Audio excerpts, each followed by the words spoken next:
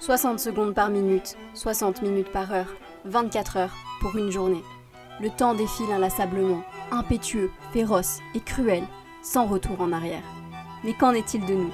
Nous qui offrons, qui échangeons tout notre temps sans avoir d'impact sur lui. Qu'en est-il de nous ?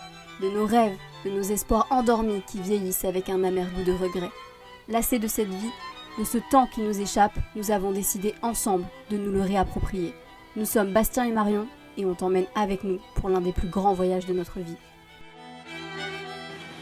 Première galère. C'est un enfer en fait. Non, on est des voyageurs. Nous. Ouais.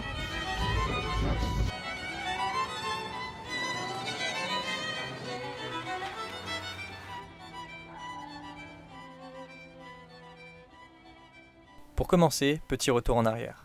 Nous sommes en 2021, en pleine pandémie, quand nous décidons d'aménager un van qui, sans le savoir, sera notre moyen de locomotion pour cette grande aventure. Elle s'appellera Jolene. Elle, c'est un Ford Transit L4H3 de 2014. Aménagé par nos soins, à la sueur de nos fronts et au sang de nos mains, afin de réaliser nos rêves de liberté. Tout n'a pas été simple, mais après 4 longs mois d'hiver, le résultat est enfin là. Notre petite maison sur roue est enfin prête. Et laisse-moi te dire qu'elle dépasse toutes nos espérances. Équipée d'une douche, de toilettes et même d'un four, on ne ressent jamais la nostalgie de nos confortables appartements. Alors c'est décidé, nous partirons tous les 3, sans itinéraire, sans date de retour. Une seule envie, partir vers l'est, rejoindre le Népal et ses montagnes qui nous appellent tant, tout en racontant sous forme de documentaire les histoires des personnes inspirantes rencontrées en chemin. Mais avant la frénésie de ce grand départ, nous avons pris le temps de faire connaissance avec le dernier membre de l'équipage. Il s'agit de Pimpin, notre petit lapin nain de quelques mois, qui répandra sa mignonnerie aux 4 coins du monde tout en y dégustant les herbes les plus exotiques. Enfin au complet, nous avons pu faire les premiers kilomètres et franchir notre première frontière. Que le voyage commence.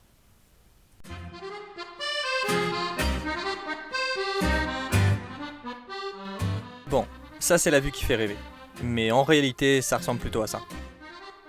La raison de ce fiasco, c'est qu'on a crevé l'arrière gauche du van, crevaison lente. On était sur un spot magnifique et en repartant, on a dû crever. On s'en est pas aperçu tout de suite du coup, puisque c'est qu'à 18h le samedi soir qu'on a vu que le pneu était à plat, ou presque à plat. On a juste eu le temps de trouver ce spot-là du coup, pour y passer le week-end et attendre lundi matin que les garages rouvrent tout simplement pour pouvoir aller installer une rustine ou quelque chose quoi. Sauf que pendant le week-end, le pneu s'est encore plus dégonflé. C'était impossible de rouler comme ça. Du coup, on a dû faire la tournée des garages pour chercher un compresseur et le ramener jusqu'à Jolene. Allez, que la mission du jour commence. On va chercher un compresseur, c'est parti. Bon, ça y est, on vient de trouver. On s'est fait 3 garages qui nous ont renvoyés de garage en garage. On nous a prêté ça, donc on va gonfler le pneu de Jolene et ensuite on va leur ramener. On a 2-3 km à peu près à faire avec ça. C'est pas trop lourd ? Ça va, ça roule.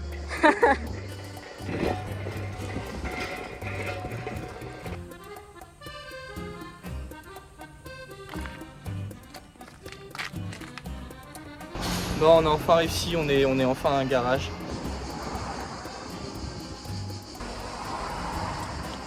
Et voilà, après la réparation du pneu, on peut enfin reprendre la route. Cette petite galère nous a ramené à notre réalité. On a beaucoup de difficultés à s'immerger dans notre voyage, comme si la vie nous mettait des épreuves pour éprouver notre ténacité à continuer ce beau périple. Sûrement le signe que de grandes choses sont à venir. Il faut dire que pour nous, l'Italie au mois de juillet, ça nous fait pas forcément rêver. Les touristes, la chaleur, le manque de simplicité. Alors on a bouleversé tous nos plans. Adieu 5 terres, Dolomites et Dolce Vita. Nous mettons le cap sur les endroits préservés, jalousement gardés de l'Italie.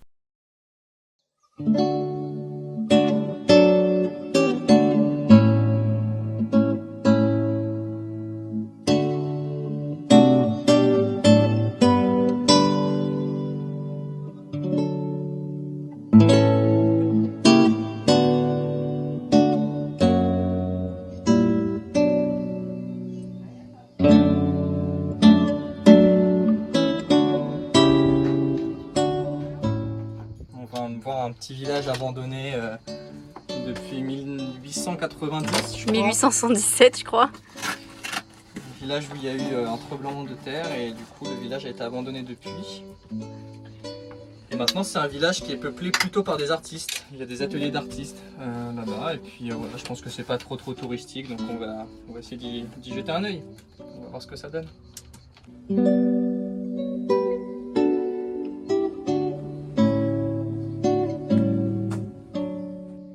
Et c'est à Boussana Vecchia que nous avons décidé de nous arrêter. Ce village peuplé d'irréductibles artistes où le temps semble suspendu depuis plus d'un siècle. En 1887, un séisme secoue le hameau au point de le déclarer dangereux. Il devient alors village fantôme pendant 60 ans avant qu'une communauté d'artistes s'installe et décide d'y vivre illégalement, de manière autonome et utopique jusqu'à nos jours.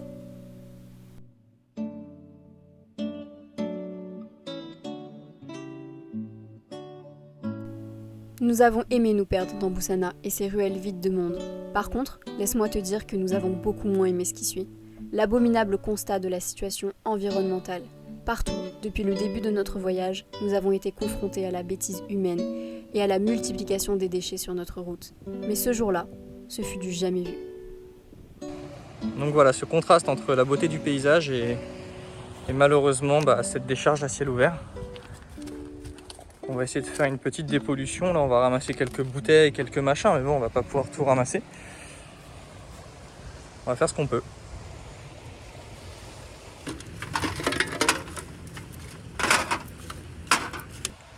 Et voilà, du coup, on a réussi à prendre 2 sacs poubelles de canettes, un sac poubelle de plastique et une grosse caisse de verre.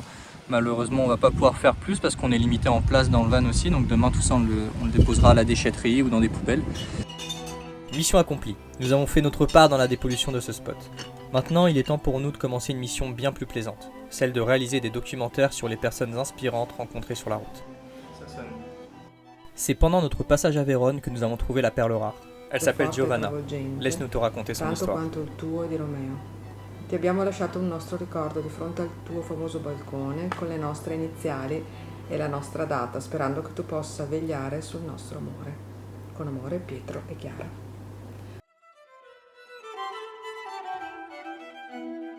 Mais ça, ce sera pour la suite de nos aventures. Si le cœur t'en dit, n'hésite pas à nous suivre pour découvrir cette belle histoire.